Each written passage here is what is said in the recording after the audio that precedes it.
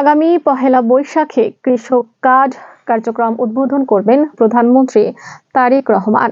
উদ্বোধনী দিনে তিনি টাঙ্গাইল সদর উপজেলায় কৃষকদের মধ্যে এই কার্ড বিতরণ করবেন।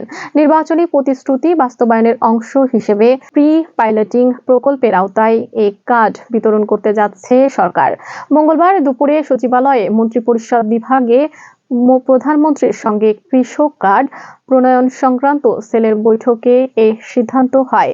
প্রধানমন্ত্রীর অতিরিক্ত প্রেস সচিব আতিকুর রহমান রুমন জানান, পহেলা বৈশাখে টাঙ্গাইল সদর সহ মোট 11 উপজেলায় একযোগে এই কার্যক্রম শুরু হয়।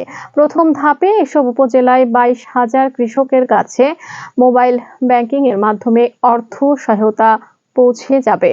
এই কার্ড কৃষি, মৎস্য ও প্রাণী সম্পদ খাতের চাষি ও খামারিদের দেওয়া হবে। এটি ব্যাংকিং ডেবিট কার্ড হিসেবে কাজ করবে। শুধু ভূমিহীন, প্রান্তিক ও ক্ষুদ্র শ্রেণীর কৃষকের কৃষি উপকরণ ক্রয়ের জন্য প্রণোদনা হিসেবে বছরে 2,500 টাকা দেওয়া হবে। এই কার্ডের মাধ্যমে কৃষকেরা সার, বীজ, কীটনাশক ও পশু খাদ্য ক্রয় করতে পারবেন।